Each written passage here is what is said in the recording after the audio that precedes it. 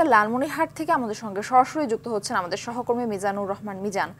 মিজান, কাঙ্ক্ষিত সেবা না পেয়ে রোগী ও স্বজনরা কি বলছেন, আর কর্তৃপক্ষই বা কি বলছেন জানাবেন।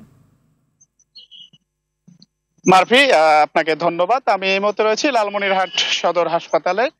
লালমনিরহাট সদর হাসপাতালটি 100 শয্যা থেকে 250 শয্যায় উন্নতি হলেও কিন্তু এখানকার সেবার মান উন্নয়ন হয়নি।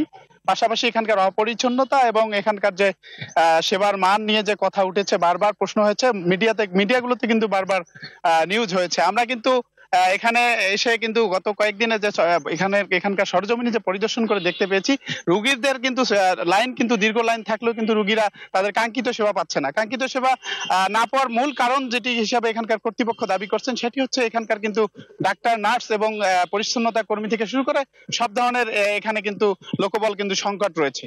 এখানকার যে তত্ত্বাবধায়ক হয়েছে, আমরা তার সঙ্গে কথা বলেছি। তত্ত্বাবধায়ক আমাদেরকে জানিয়েছেন এখানকার শূন্য পদে থাকার পরেও কিন্তু তারা হাসপাতালটিকে ভালো করে চালানোর চেষ্টা করতেছেন, কিন্তু চালানোর চেষ্টা করলেও সাধারণ যারা মানুষ তাদের কিন্তু অভিযোগের ভুরি অভিযোগের কিন্তু শেষ নেই।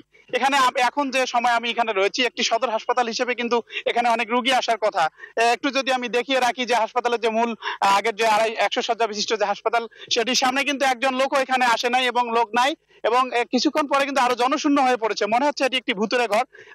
আমি যদি এই নতুন ভবনটিকে একটু দেখিয়ে রাখার চেষ্টা করি, সেখানে কিন্তু একদমই তালা লাগানো রয়েছে এবং এই নতুন ভবন কোনো কাজে আসছে না। লালমনিরহাটের মানুষের তারা জানাচ্ছেন যে তাদের নতুন ভবন কোনো কাজে আসছে না। তো আমরা এখানকার যে সেবা, সেটি নিয়ে কিন্তু সাধারণ মানুষের দীর্ঘদিনের কিন্তু একটি অভিযোগ রয়েছে যে তারা এই এত বড় একটি হাসপাতালের 8তলা একটি ভবন তৈরি হয়েছে, ভবনের পাশাপাশি যদি তাদের ডাক্তার, নার্স এবং এগুলো নিয়োগ দিয়ে যদি তাদের সেবার মানটিকে ভালো করা হয়, সেই প্রত্যাশায় কিন্তু লালমনিরহাটের হাজার হাজার মানুষ কিন্তু এই লালমনিরহাট সদর হাসপাতালে আসেন। তো মারফি, এই ছিল আমার কাছে লালমনিরহাট সদর হাসপাতাল থেকে এখানকার সর্বশেষ খবর। ধন্যবাদ আপনাকে।